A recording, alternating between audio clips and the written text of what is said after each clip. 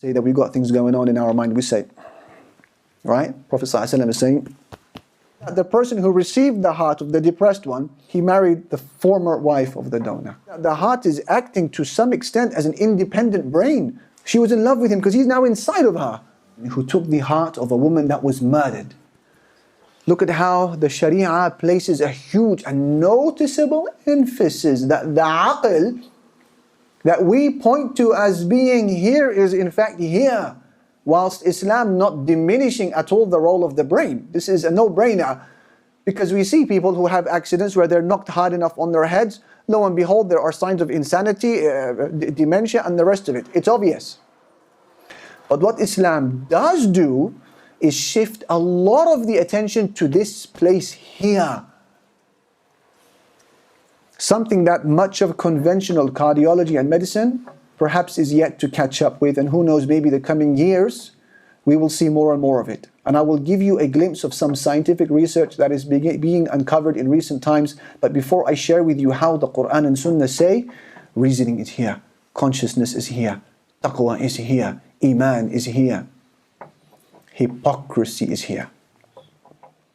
Allah Jalla Jalaluhu said in the Quran, أَفَلَا يَتَدَبَّرُونَ الْقُرْآنَ أَمْ عَلَىٰ قُلُوبٍ أَقْفَالُهَا. Do they not ponder over the Quran, or are there locks upon their hearts? So according to the book of Allah, what is it that ponders? What is it that ponders? It's the heart. Allah Jalla Jalaluhu said, فَطُبِعَ عَلَىٰ قُلُوبِهِمْ فَهُمْ لَا يَسْمَعُونَ. Their hearts were sealed, therefore they cannot hear. Therefore the primary faculty of hearing the correct message is what? This? It's this, according to the Quran. Allah said in the ayah you heard, إِنَّ فِي ذَلِكَ لَذِكْرَ لِمَنْ كَانَ لَهُ قَلْبٌ. There is a reminder in this for he who possesses what? A heart, Allah said. And in another explicit ayah, Allah said, أَفَلَمْ يَسِيرُوا فِي الْأَرْضِ. Do they not travel in the lands? فَتَكُونَ لَهُمْ قُلُوبٌ يَعْقِلُونَ بِهَا. So they may develop hearts that they can understand with. أَوْ آذَانٌ يَسْمَعُونَ بِهَا. Or ears that they may hear with. Listen, فَإِنَّهَا لَا تَعْمَى الْأَبْصَارِ. Indeed, it doesn't blind the eyes. وَلَكِنْ تَعْمَى الْقُلُوبُ الَّتِي فِي الصُّدُورِ. But it blinds the hearts that are in the chests, leaving no room for doubt what is being referred to here. It blinds the hearts that is in the chests. Ajib, the Quran. Huge emphasis on this. وَلَكِنَّ اللَّهَ حَبَّبَ إِلَيْكُمُ الْإِيمَانَ وَزَيَّنَهُ فِي قُلُوبِكُمْ. Allah has beautified Islam in your hearts. And then the hadith. What did the beloved sallallahu alayhi wa sallam say? التقوى ها هنا. التقوى ها هنا. He said piety is here. Piety is here, pointing to his heart 3 times. What do you and I do when we want to say that we've got things going on in our mind? We say, right? Prophet ﷺ is saying, it's the heart. And the Messenger sallallahu alayhi wa sallam, he mentions other ahadith that indicate that the center of reasoning is indeed the heart. أعددت لعبادي الصالحين ما لا عين رأت ولا أذن سمعت ولا خطر على قلب بشر. In the hadith Qudsi, Allah said that I have prepared for my righteous servants in Jannah, paradise, that which no eye has seen, no ear has heard, and no heart could ever imagine. So what is the center of imagination according to the Sunnah? The heart. So it's fascinating. It's fascinating.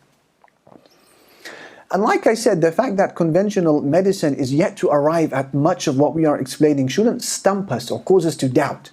In fact, there are so many questions that modern day medics, with all due respect, brothers, that they cannot answer till this day, and understandably so. What is the reality of an irada, an intention? What is the reality of love and hatred? What is that? How is that formed in the human being? Where does it sit? No one knows. What is despair? What is submission and acceptance? What is reliance? What is fear? What is jealousy? What is contentment? What is happiness? Can a medic explain to you what these things are? Of course not. So the easiest person to stump, dear brothers, is the medic. Not because of their ignorance. No, actually, it's the opposite. It's because of how little we actually know of the human body. We're still learning. But I share with you this, and this is the last part of our lecture, and we'll finish in 5 minutes. Modern day research is really catching up with the Quran and Sunnah, as it always does. And it's beginning to suggest in recent years that there is a huge emphasis on the human heart as having brain-like qualities. Having what? Brain-like qualities. There was a study in 1974 by two French researchers, two French scientists, Gahray and Vernighi, I think their names were. And they were essentially stimulating the vagus nerve in cats. The vagus nerve is the nerve that connects the heart to the brains, and they communicate. And they discovered that it wasn't as simple as the brain communicating messages to the heart. It was actually a two-way communication. The brain is sending messages to the heart, but the heart has its fair share of things to say to the brain as well. And this shocked them. And they found that sometimes the brain would give instruction to the heart and the heart wouldn't obey. So it's making them believe that the heart is acting to some extent as an independent brain with its own decision making. They've discovered that the heart, in recent times, they've actually reclassified the heart as an endocrine gland. You guys know this better than me. When they saw it producing a new hormone, they call it the ANF. And this hormone actively affects your kidneys, your blood vessels, and parts of the brain. The heart is producing hormones that affect the brain and influence the brain. There is two-way communication, and the heart is able to learn, apparently. It's able to understand. It's able to communicate these messages to other cells. It's amazing, subhanAllah. It's phenomenal. So the heart brain, this is what they are calling it, the heart brain. And to show you this type of independence to some extent that it has, look at in recent times when the heart is taken out of the chest of a person and it's still beating. When it's completely severed, all of those nerves between it and the brains, the central nervous system is severed, yet the heart can continue beating by itself for some time. Am I mistaken, doctor? Right. What does that tell you? It tells you that it's not entirely dependent upon the brain. In fact, it's self-initiated. In fact, we know in modern day medicine that what? The heart begins to beat within the chest of a fetus well before the brain is even formed. So the instruction to beat was not initiated by the brain. The central nervous system is not existent. It is self-initiated. How come? The heart has a level of independent reasoning. It has to be taken care of, dear brothers and sisters. This is serious stuff. And there's documented cases of people who were beheaded. So the connection between the brain and the heart is gone. And the body, the beheaded body, actually stood up. And it walked around for a while, and then it fell back down. How did that happen? How could that happen? I read in an article in 2008 in the Mail Online of an amazing case of an American who took the heart from a donor, and then a few years down he became very depressed and he committed suicide. They discovered that 12 years prior, the one who gave him the heart, right, the donor, had also committed suicide from depression. Same heart. Here's what is more amazing. When they investigated it, they found that the person who received the heart of the depressed one, who did he marry? He married the former wife of the donor. She was the one. SubhanAllah. It's insane. Yeah. I hope this reassures my wife upstairs. But listen, if any of you end up taking my heart, move to another city, please.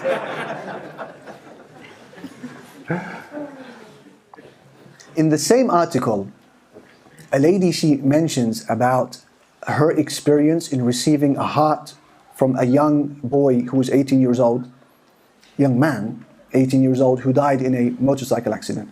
So she needed a new heart. Actually, she needed a new set of lungs. She took both from him. And then she speaks about her waking up from the operation. The press were there to interview her. They said to her, how do you feel? She said, I'll be honest with you, I'm dying for a beer right now. I could really do with a beer. She said, then I stopped in my tracks. I said, where'd that come from? I don't even like beer. But she said, I just needed the taste of beer for some strange reason. I was disappointed with myself. She said, then I started getting these cravings for 3 things: Snickers, green peppers, Kentucky Fried Chicken. I don't like these things, she said. And then she said, I became a lot more masculine in my behavior. I felt it. My femininity was dying out. I was walking like a man. I was lumbering like this stocky football player, as if I've got muscles with my chest puffed out. I didn't know what was happening. I was becoming more self-conscious, more reliant upon myself, more daring, like the guy almost who died from a motorcycle accident. And then, this is the weirdest thing. She said, I started having these weird romantic dreams. That I was infatuated with a Tim L. A Tim, she said his surname began with L. I don't remember what the surname was. She said, I loved him so much in my dream. It was like I was inhaling him into my soul. It's like he was part of me. Anyway, she said, there was something fishy about this. I wasn't myself. So I decided to inquire about the person who donated the heart to me. The hospital wouldn't give me the name because of their strict code of confidentiality. She said, I never gave up. So she went with a friend to an obituary. They found the name of the person, the donor. What was his name? Timothy Lamarand. Timothy, that's the Tim. Lamarand, that's the L. She knew his name just by virtue of the heart. Tim L. She was in love with him because he's now inside of her. She said, I managed to track down his address. Me and my friend, we went and we spoke to the family, and they were very emotional to see part of their son inside somebody else. We spoke. And I said, what was his favorite drinks? They said, he loved beer. What about his foods? They said, well, he loved chicken nuggets. That's the KFC. They said he was really into his chocolate, especially Snickers. And whenever he'd have salad, he'd have to have a lot of the green peppers inside as well. Subhanallah. So what is this heart, brothers and sisters? What is this heart? Just a mushy limb that just cries over love? Or is there a little bit more to that? Yeah?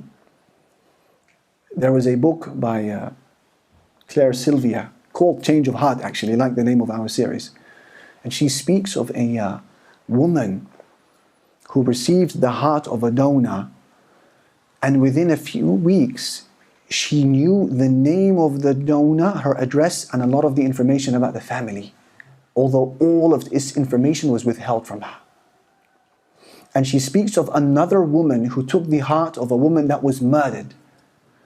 And throughout her dreams and moments of quiet solitude, she was able to rethink the entire crime scene, for how the lady was killed.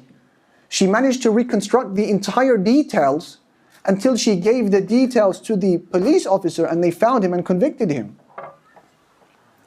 So, the center of reasoning and the center of consciousness is the human heart according to the religion.